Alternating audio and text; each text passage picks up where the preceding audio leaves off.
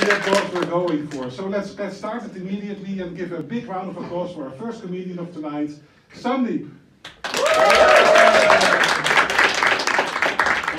Thank you so much, man. Amazing job, right? First time emceeing. And I am no advanced comedian. This is just my second act in the Netherlands, at least. The first time I did it was about 2 years back, and then we went into lockdown. So, but wow, real people. So, I mean, earlier I had to pinch myself in the leg, to tell myself that this is real. I was also just checking to see if I'm wearing pants. But strange times, right? Being able to, just sit and have a conversation with your boss in nothing but your boxers. Strange times.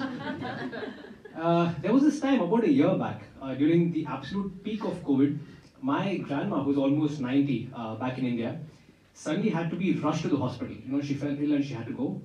So some of my cousins came together and they put on their masks and their gloves and everything, and one cousin even wore a full hazmat suit. And they took my grandma to the hospital. And the rest of the family, who's all around the world, like me, we got on a Zoom call, and all of us anxiously waiting to hear, what the doctor's going to say. And the doctor comes out and says, she's had a heart attack.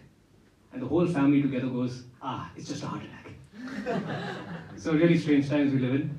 But the strangest thing, actually, that happened to me was about 2 years back now, okay, right at the beginning of the lockdown. My wife suddenly comes up to me and says that she wants to have sex.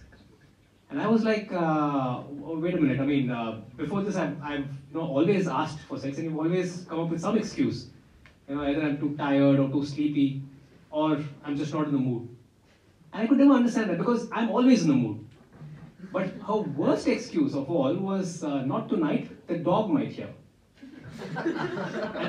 And what's the worst part of that? We don't even have a dog. But actually, I mean, she was really busy with work, so pre-lockdown. And once the lockdown started, there was just so much time. So when she came up to me, I was all excited. I took off my clothes and I was about to get into it. And then she says, wait, have you forgotten how to do it? And I'm like, I don't think so. And then she says, yeah, you're not wearing a condom. I was like, the condom. So then I go, to my medicine cabinet. I search for it. I don't find it there. So then I go to my man purse, where I keep all my manly things, like my license and my passport. I don't find it there. That's when it strikes me that it's been so long since we had sex that I forgot where the condoms were. So now I had a decision to make, right? Do I lie to her, pretend I'm wearing the condom, and go ahead with the sex? Or do I do the honorable thing and tell her the truth? So I lied to her. I mean, some of you are probably judging me here, but you have to understand I'm from India. Okay, I mean, not only is it hard for us to say no to sex, but we're also always, doing some mathematics. So I did this probability in my head, and I was thinking, my wife and I are almost 40, and we're surrounded by our friends our age who keep saying, they have to try so hard and they're not getting pregnant. So I was thinking, okay, probability is pretty low, I can go ahead with it. And also to my defense, the next day morning, I came clean. I told her the truth. And I was all prepared for this big fight. And I was okay with it because I just had sex, right? I was okay for a few months. But surprisingly, she doesn't fight. Instead, she says, maybe it's not a bad thing if you have a baby. We at least have something to do in the lockdown. I was like, oh, okay, fine, great. And this was the starting of the lockdown, right? So we had all these virtual parties and drinking every day. So life was great. But 4 weeks in, suddenly she comes up to me and says, I'm feeling a little weird. My stomach is not okay.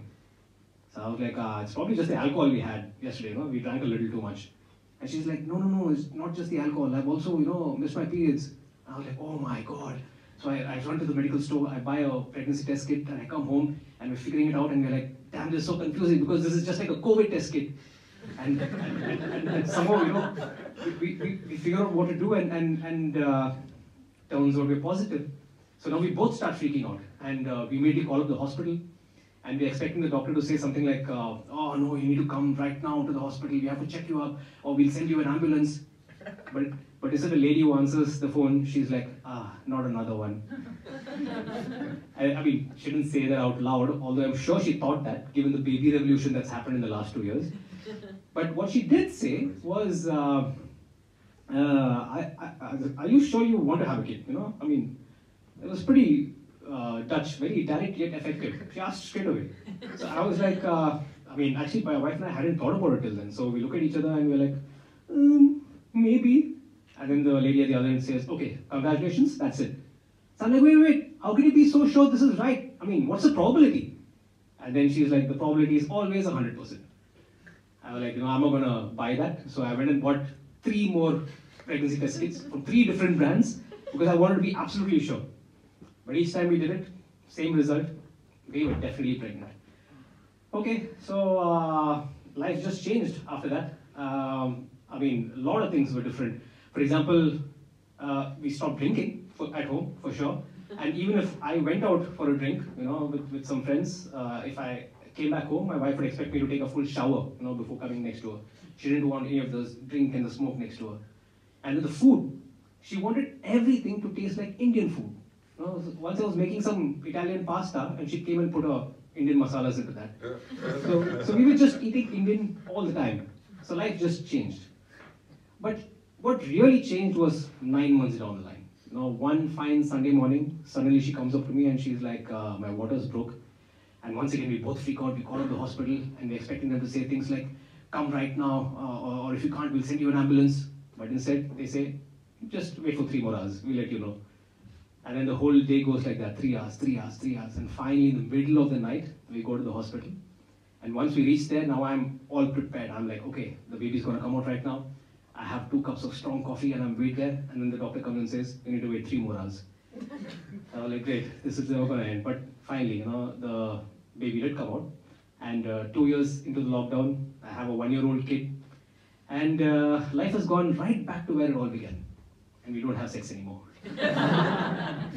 But on a serious note, to all the ladies here and to the special one back at home who's probably right now putting the little one to bed, thank you for being busy with the more important things in life. And happy Women's Week. And thank you all for listening.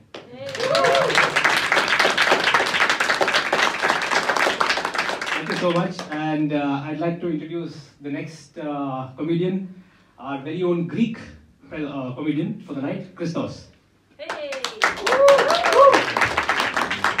Hello everybody. I'm Christos.